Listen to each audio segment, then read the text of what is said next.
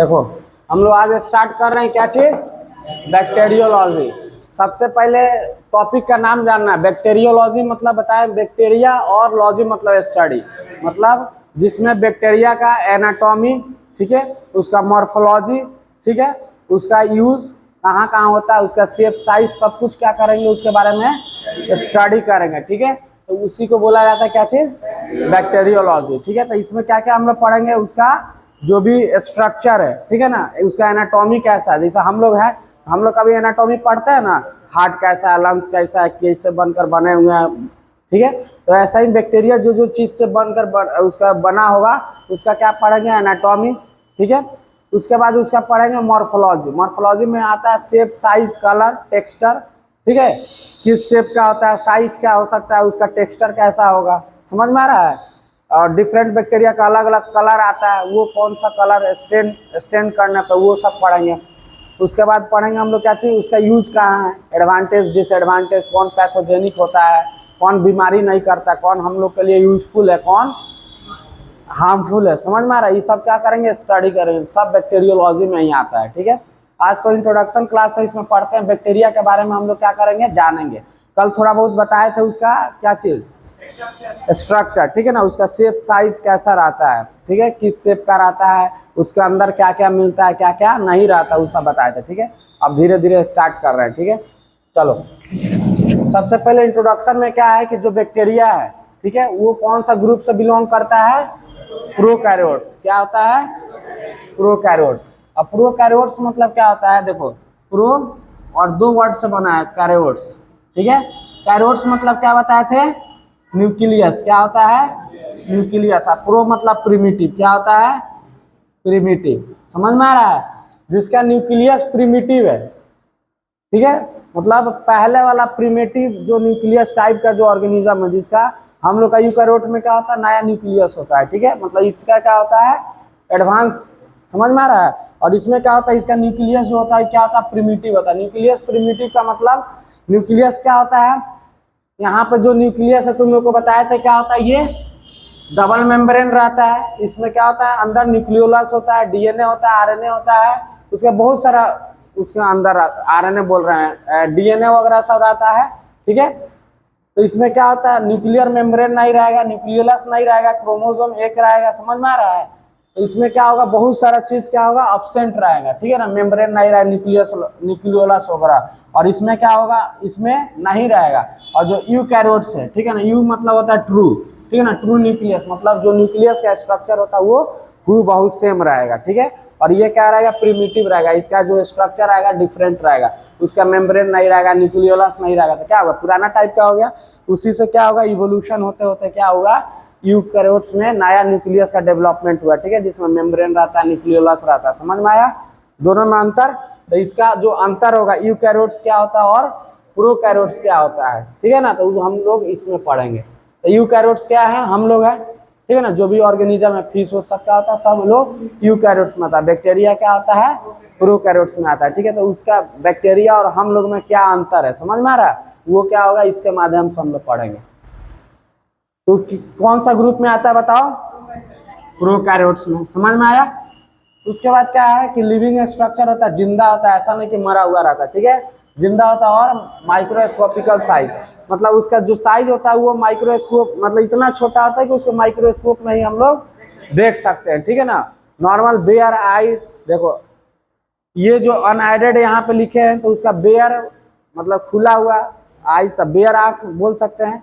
Naked eye वो भी होता क्या हुआ, खुला हुआ नग्न आंख, या अनएडेड आई, तीनों का मतलब क्या होता है, सेम होता है, समझ में आया। तो क्या होता है, लिविंग ऑर्गेनिज्म है जो क्या होता है, जिसका साइज बहुत छोटा होता है, बताया था वो हम लोग क्या होता है कि अपने बेयर आई नेकेड आई से नहीं देख सकते, ठीक है। उसको देखने के लिए हम लोग किसका आवश्यकता पड़ेगा, माइक्रोस्कोप, ठीक है। तो माइक्रोस्कोप में क्या क्या होता है सब पढ़ा दिए, कैसे देखा जाता है। उसके बाद बता रहा है जो भी बैक्टीरिया जो मेडिकल इंपॉर्टेंस रखता है, ठीक है, जो मतलब हम लोग के लिए इंपॉर्टेंट है, जैसे जो बीमारी करता है, जैसे सिफिलिस हो गया, माइकोबैक्टीरियम ट्यूबरकुलोसिस हो गया, ठीक है, ट्रिपोनोमा पैलिडियम जो सिफिलिस बीमारी करता है, ठीक है। जो भी इकोलाई है, जो भी बैक्टीरिया हम लोग पढ़ने मतलब जो बीमारी करता है, तो हम लोग क्या करेंगे, उसके बारे में स्टडी करेंगे कि नहीं, जो भी हम लोग मानो कि MLT है ना, मेडिकल लैब टेक्नोलॉजिस्ट, तो हम लोग क्या करेंगे बताओ, जो भी बीमारी करेगा तो माइक्रो ऑर्गेनिज्म या बैक्टीरिया हो या कुछ भी हो वायरस, उसके बारे में क्या करेंगे, स्टडी करेंगे। तो हमारे लिए वो इम्पोर्टेंट है कि नहीं, ठीक है। तो जो भी मेडिकल इम्पोर्टेंट का जो बैक्टीरिया होता है उसका साइज लिखा हुआ, लेंथ कितना रहता है, 2 से 5 माइक्रोमीटर, क्या है, या माइक्रोन्स भी इसको बोला जाता है, समझ में आया। और उसका विड्थ मतलब चौड़ाई कितना होगा, 0.2 से 1.5 माइक्रोमीटर, समझ में आया। तो ये क्वेश्चन तुम लोग को पिछले साल किसी मतलब कोई सेमेस्टर में पूछा हुआ था। तो जो बैक्टीरिया का होता है उसका साइज कितना होता है, साइज मतलब लेंथ कितना होता है, 2.5 है, 2 से 5 माइक्रोमीटर तक होता है, समझ में आया। तो इसको ध्यान रखना है, साइज ऑफ बैक्टीरिया। तो जो भी हम लोग जनरली बैक्टीरिया जो मेडिकल फील्ड में हम लोग स्टडी करते हैं, ठीक है, तो उसका जो रहेगा कितना लेंथ या साइज कितना रहेगा, 2 से 5 माइक्रोमीटर या माइक्रोन, समझ में आया। और उसका विड्थ पूछेगा 0.2 से 1.5 माइक्रोमीटर। तो ये तुम लोग को पिछला बार एग्जाम में आया था, फर्स्ट सेमेस्टर में शायद, ठीक है, तो ध्यान रखना। उसके बाद क्या है, they are measured in unit of microns, उसको कौन सा यूनिट में मेजर किया जाता है, माइक्रोन्स। तो MM रहता है, सेंटीमीटर आता है, मीटर आता है, तो वो सब ध्यान देना, ठीक है ना। ऑप्शन में दे देगा कैसे, 2 से 5 माइक्रोन्स, 2 से 5 मिलीमीटर, समझ में आ रहा है। 0.2 से 0.5 माइक्रोन्स, इतना अंदर देख लो कितना, समझ रहा है कितना नजदीक नजदीक है, सिर्फ यूनिट का फर्क है और ये डॉट का। तो यही अंतर समझना है। बढ़िया एग्जाम में रहेगा ना तो इधर उधर का नहीं देता, यही सब दे देगा, लड़का कंफ्यूज कर जाएगा, नहीं पढ़ कर जाएगा। तो इसको याद रखना है, 2 से 5 माइक्रोन, समझ में आ रहा है क्वेश्चन कैसे बनता है, ध्यान रखना इसमें। तो उसका जो यूनिट मेजर किया जाता है बैक्टीरिया को साइज, उसको माइक्रोन्स में याद रखना, 2 से 5 माइक्रोन्स होता है। उसके बाद बता रहा है कि देखो हम लोग बैक्टीरिया को क्यों नहीं देख पाते, या कोई भी ऑर्गेनिज्म जो माइक्रो ऑर्गेनिज्म, ठीक है, वायरस वायरस, उसको हम लोग क्यों नहीं देख पाते हैं, ठीक है। हमारा जो आँख है, जैसे माइक्रोस्कोप का रिजोल्यूशन पावर बताए थे, तो उसका कितना वो जूम कर कर दिखा सकता है, वो क्या हो गया, उस माइक्रोस्कोप का रिजोल्यूशन पावर, ठीक है। जो बढ़िया क्वालिटी का रहेगा, जो मतलब ज़्यादा पैसा का, जो ज़्यादा मतलब अच्छा ब्रांड का रहेगा, उसका क्या होगा, रिजोल्यूशन पावर ज़्यादा रहेगा, वो क्या होगा, थोड़ा शेप साइज थोड़ा बड़ा करके दिखाएगा, क्लियरिटी ज़्यादा रहेगा, समझ में आ रहा है। और हमारा आँख भी सेम वैसा ही है, हमारे आँख में भी लेंस है कि नहीं, तो वो भी क्या करता है, जस्ट एज माइक्रोस्कोप का काम करता है, लेकिन सबका क्या है, अपना अपना पावर है, रिजोल्यूशन पावर है, समझ में आ रहा है। जो माइक्रोस्कोप का रिजोल्यूशन पावर है वो क्या होता है, बहुत छोटा ऑर्गेनिज्म को भी क्या करता है, इनलार्ज करके दिखा सकता है। लेकिन जो हमारा आँख का जो रिजोल्यूशन पावर है, देखने का क्षमता, मतलब कितना छोटा दिख सकता है, ठीक है ना, सबसे छोटा जो ऑब्जेक्ट दिख सकता है, ठीक है ना, वो कितना हो सकता है, जो 200 माइक्रोमीटर का है, ठीक है ना, 200 माइक्रोन्स का है, ठीक है ना। इससे छोटा अगर कोई भी ऑर्गेनिज्म या कोई भी ऑब्जेक्ट रहेगा तो हम लोग नहीं देख सकते। तो ये हो गया रिजोल्यूशन पावर ऑफ हमारा आँख, ठीक है। जो भी मेरा बेयर आइज है, अनएडेड आइज, ठीक है, अनएडेड आइज का ये दूसरा नाम क्या होता है, बेयर आइज। बेयर मतलब ये भी खुला हुआ, और क्या होगा, या नेकेड आई, समझ में आया।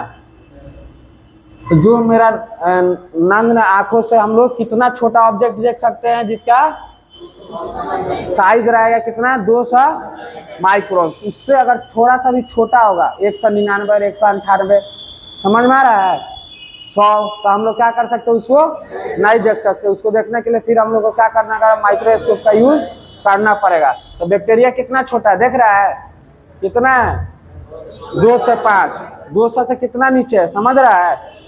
तो या कोई वायरस है, ठीक है, फंगी है, तो वो भी क्या होता है, बहुत छोटा छोटा होता है, उसको क्या कर सकते हैं हम लोग, उसका नहीं देख पाते, ठीक है। इसलिए हम लोग क्या करते हैं, उसको स्टडी के लिए माइक्रोस्कोप यूज करते हैं। अब हम तुमको देख सकते हैं, ठीक है, तो हमको तुम्हारे बारे में जानना होगा, स्टडी करना पड़ेगा, तो माइक्रोस्कोप का जरूरत है नहीं है। लेकिन वही क्या होगा, बहुत छोटा, ठीक है, जिसको हम लोग नेकेड आई से नहीं देख सकते हैं। तो कितना तक हम लोग देख पाते हैं बताओ,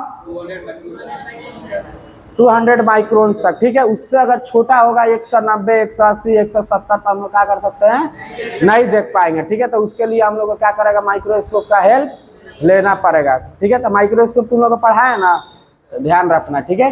तो ये हमारे आंख का रिजोल्यूशन पावर हो गया, ठीक है। तो इसको ध्यान रखना है कि कितना छोटा ऑब्जेक्ट को हम लोग नहीं देख सकते हैं, ठीक है। तो अगर 200 माइक्रोन से छोटा होगा कोई भी ऑब्जेक्ट, क्या कोई भी माइक्रो ऑर्गेनिज्म या कोई भी चीज, हम लोग क्या करेंगे, उसको नहीं देख सकते।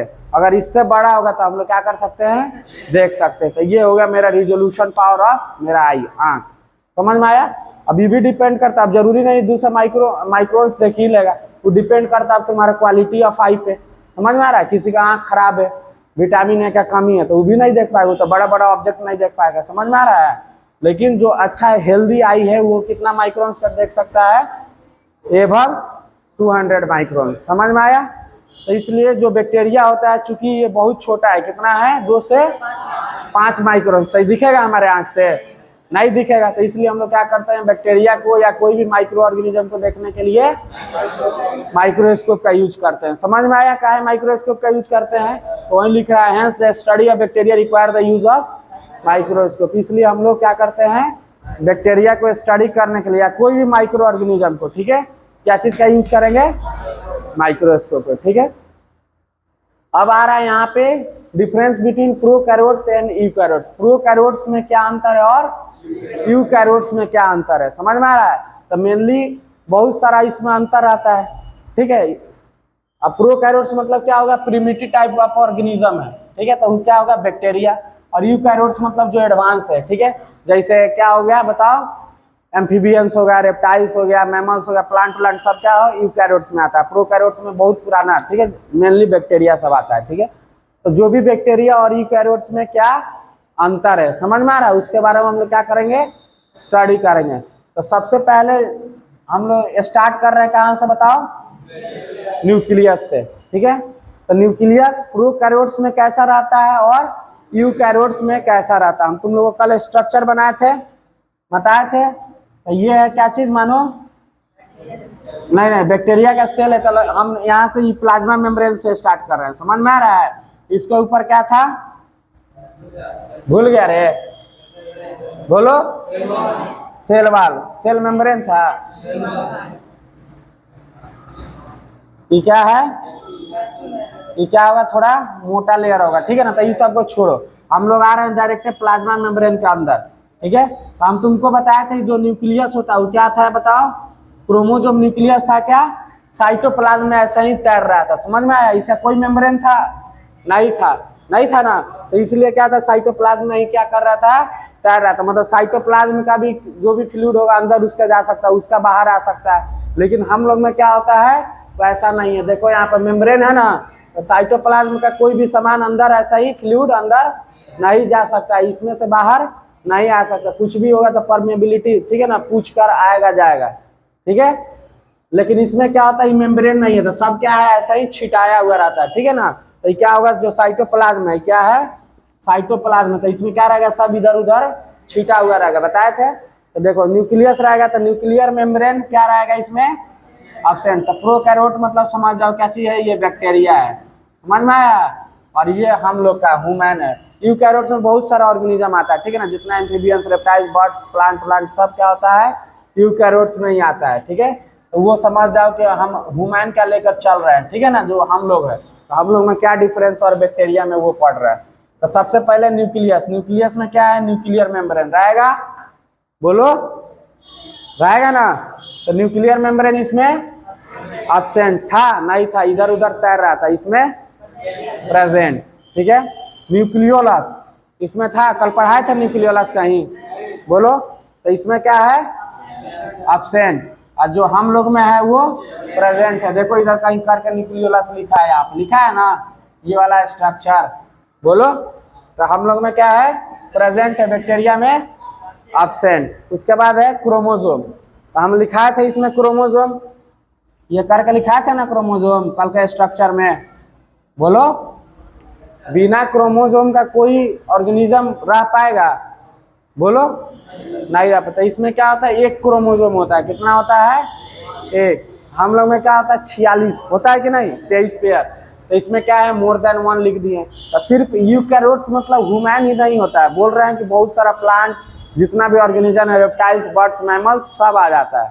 ठीक है, तो हम तो ऐसा ही हम लिख दिए कि हम लोग अपने बारे में पढ़ रहे हैं। ठीक है, उसके बाद क्या है, डिवीजन। क्या है, डिवीजन मतलब एक सेल हम लोग का ग्रोथ होता है, हम लोग क्या रहते हैं, बच्चा छोटा छोटा रहते हैं, उसके बाद क्या होता है, हम लोग इतना बड़े हो गए, हम लोग में ग्रोथ हुआ है ना, तो क्या हुआ, अल्टीमेटली सेल डिवाइड किया और अपना नंबर बढ़ाया है। समझ में आ रहा है, तो वो नंबर जो मानो बैक्टीरिया भी होगा तो क्या होगा, छोटा होगा, उसका भी साइज थोड़ा बहुत बढ़ता होगा। तो ये कितना होता है बताओ, किससे एथी डिवीजन होता है इसका, बाइनरी फ्यूजन से। नाम सुना है इसका, बोलो।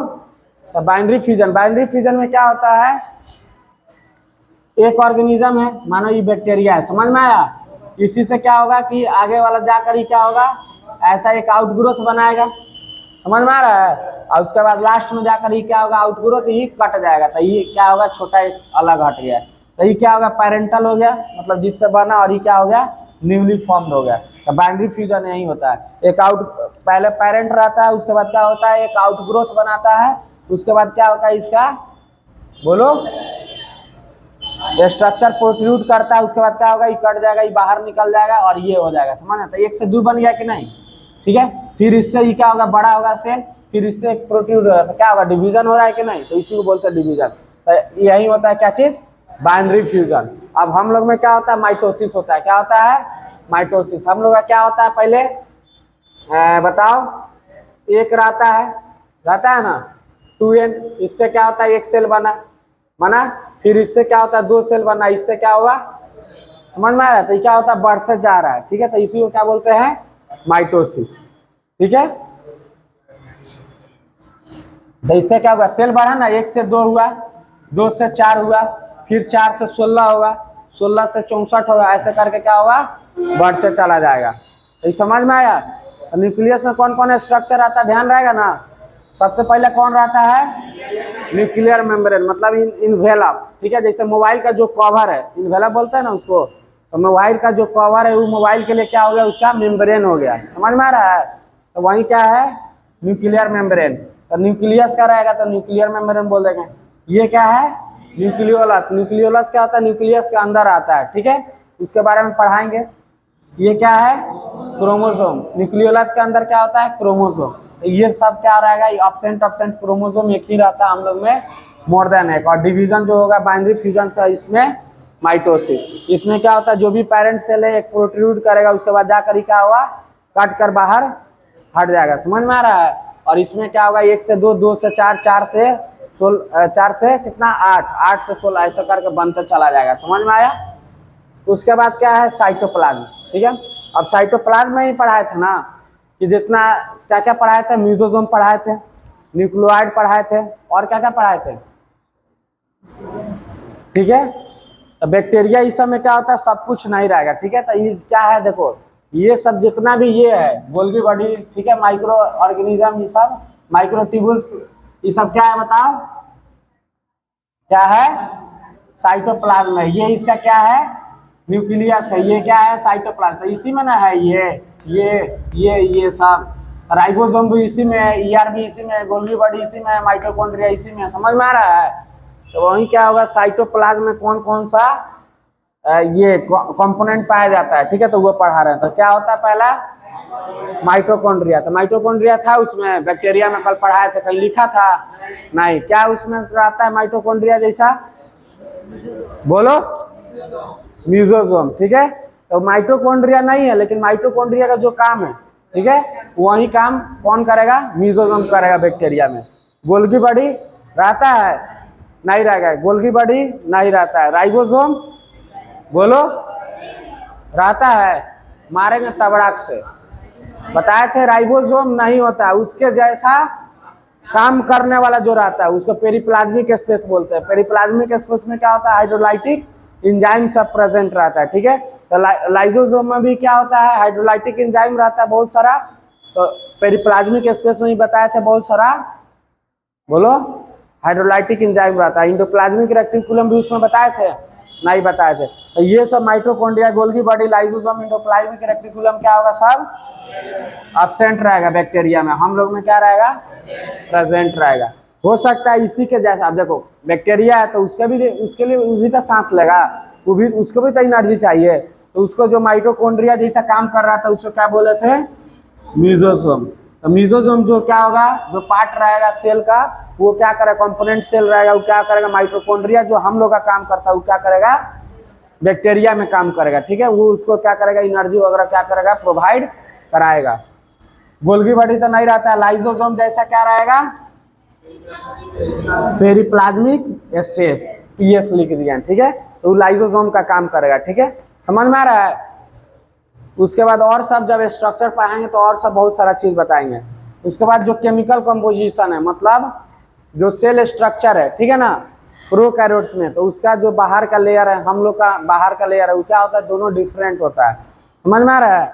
इसमें क्या होता है, हम लोग में एस्टेरॉल्स पाया जाता है। क्या चीज, एस्टेरॉल्स। ठीक है, तो हम लोग में क्या होता है, प्रेजेंट रहता है, लेकिन बैक्टीरिया में हमेशा अब्सेंट रहता है। एक होता है म्यूरामिक एसिड, क्या है, म्यूरामिक एसिड, ये बैक्टीरिया में प्रेजेंट रहता है, हम लोग में अब्सेंट रहता है। तो कोई भी क्वेश्चन पूछेगा कि muramic acid is present in which types of organism, ठीक है, बैक्टीरिया दे देगा, प्लांट दे देगा, एनिमल्स दे देगा, या दे देगा क्या चीज, ह्यूमन। एनिमल्स में मैमल्स डाल दिया और मानो बर्ड्स दे दिया। समझ में आ रहा है। तो आंसर क्या जाएगा, बैक्टीरिया।